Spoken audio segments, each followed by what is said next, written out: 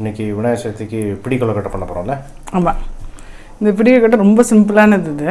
இது வந்து ஜென்ரலாகவே என்னென்னா, சில பேர் இடத்துல என்ன பண்ணுவாங்கன்னா, இதை பெருமாளுக்கு பிள்ளையாருக்கு வேண்டிட்டு நான் இந்த பிடிச்சி வைக்கிறேன் கொழுக்கட்டை, எனக்கு காரியத்தை நிறைவேற்றி கொடு அப்படின்னு சொல்லிட்டு வைப்பாலாம். அதை பிடி கொழுக்கட்டைன்னு அது வந்து பிடிக்காது அப்படின்னு அப்படி வச்சா பிடிச்சி வைக்கணும், இல்லை உருண்டையாகவும் பண்ணலாம். இது வந்து ரொம்ப சிம்பிளான கொழுக்கட்டை. இது கூட பிள்ளையாருக்கு பண்ணலாம் அன்றைக்கி. ஸோ அதை பண்ணி காமிக்கலாம். ஸ்வீட்டு காரம் ரெண்டு பண்ணி காமிக்கலாம், ரெண்டு விதமாக பண்ணி காமிக்கலாம்னு நினச்சேன். இது வந்து வெறும் எந்த மாவாக இருந்தாலும் சரி, நம்ம ஆற்றுல நம்ம சாதாரணமாக அரைக்கிற ஊற வச்சு அரைச்ச மாவாக இருந்தாலும் சரி, இல்லை வரட்டு அரிசி மாவாக இருந்தாலும் சரி, இல்லை கடையில் வாங்கின மாவாக இருந்தாலும் எந்த அரிசி மாவுலையும் பண்ணலாம். அது மாதிரியும் இன்னொன்று வந்து அன்றைக்கி காத்தால அரிசியும் கொஞ்சோண்டு, எப்பயுமே வந்து வெறும் அரிசி போடாதுன்னு சொல்லுவாள். அதனால் என்ன பண்ணியிருக்கேன், அரிசி கொஞ்சோண்டு கடலைப்பருப்பு போட்டிருக்கேன். இதுக்கு வந்து பைத்தம்பருப்பு ஊற வச்சுருக்கேன். அதுமாரி அதை ஊற வச்சு காமிக்கிறேன். அது ரெண்டுமே பண்ணலான் இருக்கேன்.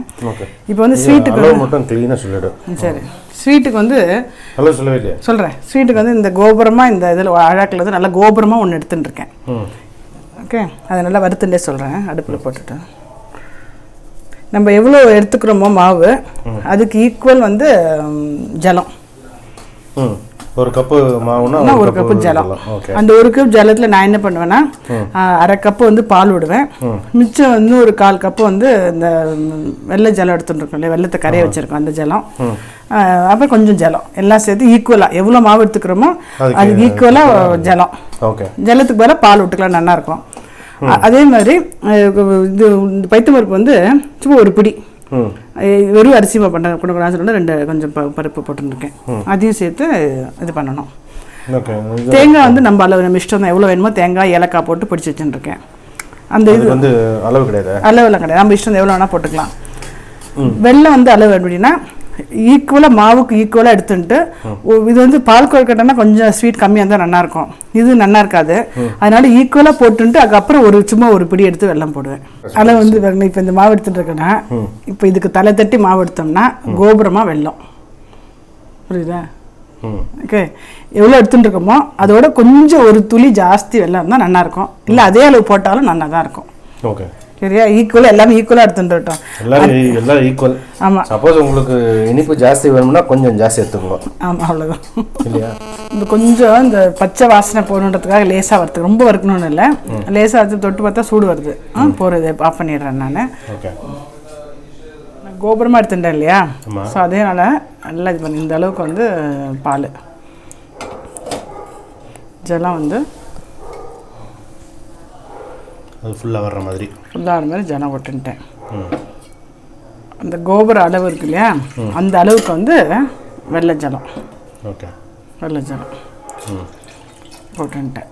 இது நல்லா கொஞ்சம் கொதி வரும்போது இறக்கிட்டு இந்த மாவை போட்டு கிண்ட வேண்டியதான். இப்போ கொதி வர வரைக்கும் வெயிட் பண்ணலாம். ஆமாம், இந்த கொஞ்சம் ஊற வச்சோம் இல்லையா, இந்த பாசிப்பருப்பு அதையும் போட்டுறேன் கொஞ்சம் நேரத்துக்கு.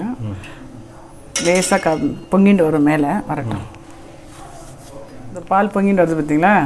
இப்போ இந்த டயத்தில் வந்து இந்த தேங்காய் ஏலக்காய் பொடிச்சு வச்சுருக்கேன், அதை போட்டுட்டு கொஞ்சோண்டு கொஞ்சம் நெய், நெய் இல்லை வெண்ணெய் விடுறேன். போட்டுட்டு இந்த மாவையும் போட்டு அடுப்பை சிம்லாக்கிட்டேன். போட்டு கிண்ட வேண்டியதான். ரொம்ப சிம்பிளாக. இது வந்து இவ்வளோ டீட்டெயிலாக சொல்ல வேண்டிய அவசியம் இல்லை, சொல்கிறேன் நான். அவ்வளோதான். பிடி கொழுக்கட்டை நம்ம போன வருஷம் பிடி கொழுக்கட்டை இது வந்து நம்ம இப்போ வந்து போட்டிருக்கோம், வேறு விதமாக போட்டிருக்கோம். பிடி கொழுக்கட்டைன்னு போடல, வேறு விதமாக போட்டிருக்கேன். இப்போ ஜலம் கம்மியாகிடுத்தோ ஜாஸ்தி ஆகிடுத்தோ கவலைப்பட வேண்டாம்.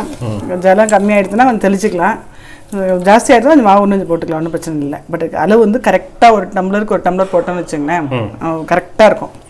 ஆமாம், கடையில் வாங்குற மாவு வந்தாலும் சரி, இது வந்தாலும் சரி. ஆயிடுச்சுல, கெட்டே ஆயிடுச்சு இல்லையா?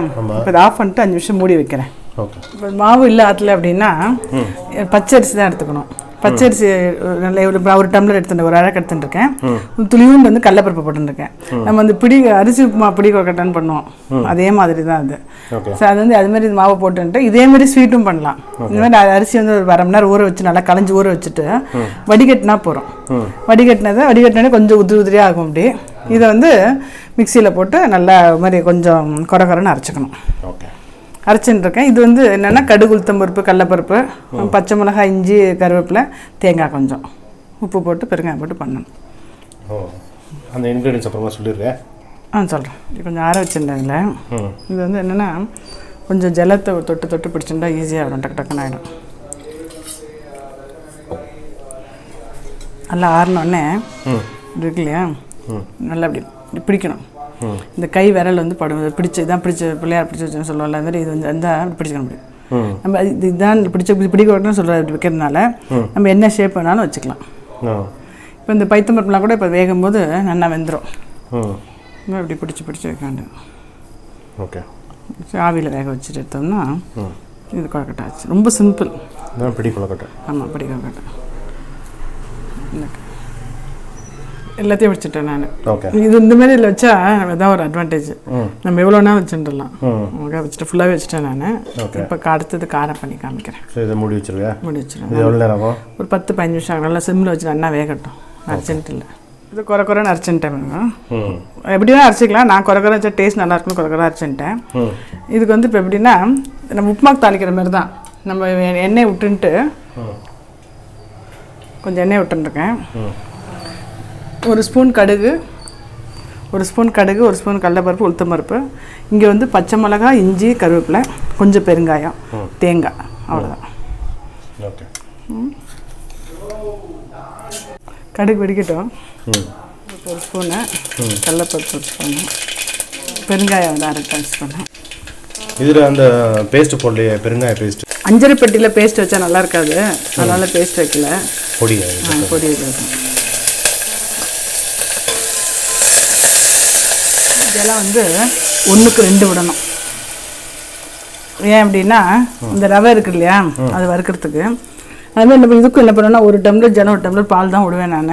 ஆனால் சில பேர் விடாதேன்னு என்னென்னு தெரியல, பழகிடுறதுனால பால் விடாமல் பண்ண முடியல. பெருமாள் பண்ணுறதுக்கு மட்டும் அந்தமாதிரி 1க்கு 2 இது விட்டுப்பேன். இது வந்து நல்லா கொதிக்கட்டும். கொதிச்சோன்னா அது போட்டு கிண்டு பொங்குறது இல்லையா, இந்த டயத்தில் இந்த இதையும் போட்டு அதே மாதிரி தான் இந்த அரிசி மாவு அரைச்சி உடச்ச ரவையை போட்டுட்டு கொஞ்சோண்டு உப்பு போடணும். உப்பு போடல, இதுக்கு எவ்வளோ தேவையான அளவுக்கு உப்பையும் போட்டு அப்படி அடுப்பில் கெட்டியார அளவுக்கு கிண்டணும். ஓகே, இதில் கொஞ்சம் வெந்துடும். திருப்பி நம்ம இதை திருப்பி வேக வைப்போம் இல்லையா, அப்போ கொஞ்சம் இதாகிடும், கரெக்டாக இருக்கும். அதுமாதிரி இது கொஞ்சோண்டு வெண்ணெய் போடுவேன். நல்லாயிருக்கும், டேஸ்ட்டாக கொஞ்சம் ஃபுல்லாக போட்டுறேன். அடுப்புலேயே சிம்மை வச்சுட்டு நல்லா கெட்டியாக இருக்கும். அந்த பால் விடுறதுனால வெள்ளை வெள்ளையன்னு இருக்கும், இல்லைன்னா கொஞ்சம் கலர் இதுவாக இருக்கும். இதில் கொஞ்சம் வெந்துடும். திருப்பி நான் வேக வைக்கும்போது இன்னும் கொஞ்சம் வெந்துடும். இதை அப்படியே ஆஃப் பண்ணிவிடுறேன். ஆஃப் பண்ணிட்டு கொஞ்சம் ஆறட்டும். ஆறினோடனே எடுத்து இது பண்ணிடுறேன். பிடிக்கணும். பிடிக்கும். நல்லா வெந்துட்டு பாருங்கள். தொட்டால் அப்படி ஒட்டாமல் வரணும். இப்படி இன்னும் டவுட் இருந்தால் கொஞ்சம் கட் பண்ணி பார்த்தா தெரியும். அது ஆயிடுத்து. இப்போ எடுத்துடுறேன். வெள்ளை கொழுக்கட்டை ஆயிடுத்து, அதை எடுத்து வச்சிடுறேன். இது வந்து ஆற வச்சுருக்கேன். அதே மாதிரி தான் ஜலத்தை தொட்டுண்டு கொஞ்சம் சூடு இருக்குது, இந்த தொட்டு அப்படியே பிடிச்சி வச்சிட வேண்டியதான். அப்படி பிடிச்சி இதில் வச்சு கொஞ்சம் நல்லா வேகும். இன்னும் வச்சுனே இல்லை, வெந்துடும் நல்லா. இதுவும் வேகிறதுக்கு 10-15 நிமிஷம் ஆகும். ஆமாம், 10 நிமிஷம் ஆகும். அது சிம்மில் வச்சு வச்சோம்னா நல்லா வெந்துடும். அடுத்தது எடுத்துடுறேன். இப்போ சிம்மில் வேகட்டும் கொஞ்சம் நேரம். இப்போ அதே மாதிரி கோதுமை மாவில் பண்ணி காமிக்கலாம்னு சொன்னேன். ஒரே அதே மெத்தட் தான், வந்து கொஞ்சம் சேஞ்ச் இருக்கும். ஆக இதுவும் நல்லாயிருக்கும். ஸோ இந்த கோதுமை மாவு என்னென்னா நேற்று இந்த பால் கொழுக்கட்டையில் வந்து வறுத்து காமிச்சேன் இல்லையா, அதுமாரி பண்ணலாம். இல்லைன்னா இந்தமாதிரி என்ன பண்ணணும், நல்ல ஒரு ஒயிட் கிளாத்தில், சமையல் கிளாத்தில் நல்லா கட்டிடணும். கட்டி ஒரு நல்லா அந்த கோதுமை வேகும் போது வாசனை வரும். அந்த வாசனை வரைக்கும் வேக வைக்கணும். ஒரு 15 நிமிஷம் ஆகுது. இப்போ கட்டிடுறேன், கட்டி காமிக்கிறேன். எல்லாம் ஃபுல்லாக கட்டின்ட்டேன். அதை அப்படியே வச்சுட்டு இதில் அப்படியே மூடிடுவேன். கோதுமை மாவு மட்டும் இந்த ப்ரொசீஜர். ஆமாம், கோதுமை மாவுக்கு இந்த ப்ரொசீஜர். நல்லா வச்சு மூடிட்டோம்னா நல்லா ஒரு 15 நிமிஷம் ஆகும். அந்த நல்லா வெந்துட்டு ஒரு வாசனை வரும், கோதுமை வாசனை வரும். ஓகே, அது வரைக்கும் வைக்கணும். டைட்டாக இருக்காது. டைட்டாக இருக்கு, டைட்டாக ஆட்டம். அதை எடுத்துட்டேன் நான். இது கட்டியாக இருக்கும். இப்போ அதை ஊற்றுக்கணும், நல்லா ஊற்றுக்கணும். நான் 2 விதத்துக்கும் சேர்த்து எடுத்துட்டுருக்கேன். அது பாருங்க, நல்லா கட்டியாக இருக்கு பாருங்க. அப்படியே இது போட்டுட்டு நல்லா உடச்சி விடணும் கரண்டியாலே. இல்லை நம்ம கொஞ்சம் ஆறினோன்னு இது பண்ணிக்கலாம். ரொம்ப கஷ்டமாக இருந்ததுன்னா மிக்சியில் கூட போட்டு ஒரு ஓட்டு ஓட்டிடலாம். அந்தளவுக்கு கட்டியாருமா? அப்படி ஆயிடுது இல்லையா, சூடோடு வேணும் அப்படின்னா.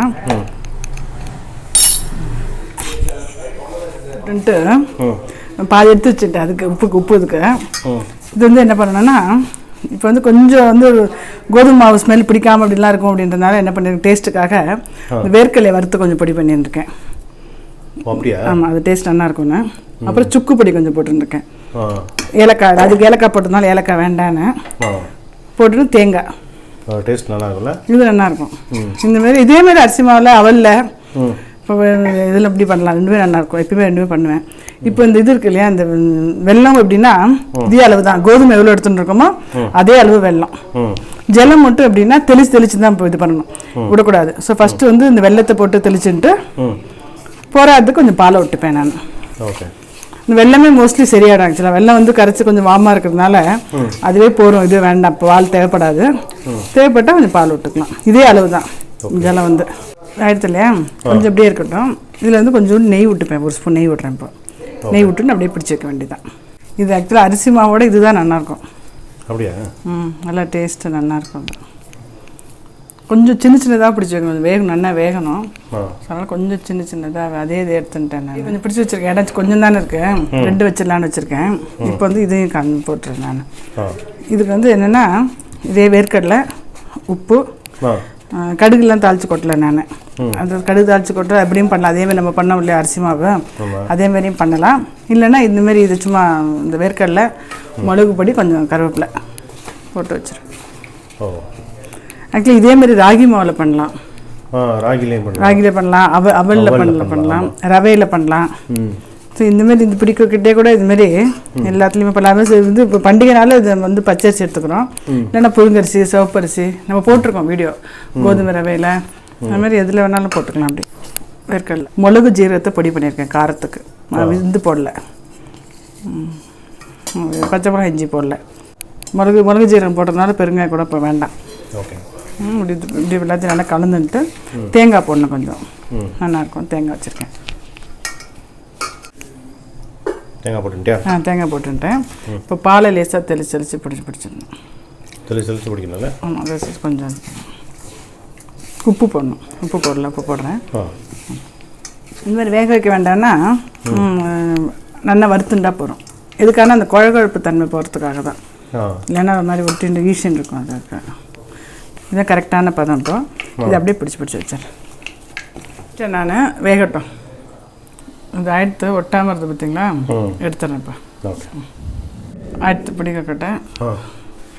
கோதுமை மாவுலேயும் அரிசி மாவுலேயும் பண்ணி காமிச்சிருக்கேன். இதேமாரி ராகி மாவு ஓட்ஸு ரவை இதில் வேணாலும் பண்ணலாம். பிள்ளையாருக்கு எது பண்ணாலும் பிடிக்கும். ஓகே. இந்த பிளேட்டு வந்து கோதுமையில் வெல்லமும் உப்பும் அது வந்து அரிசியில் உப்பும் வெல்லமும். Super. Thank you. Thanks Jayashree. Okay.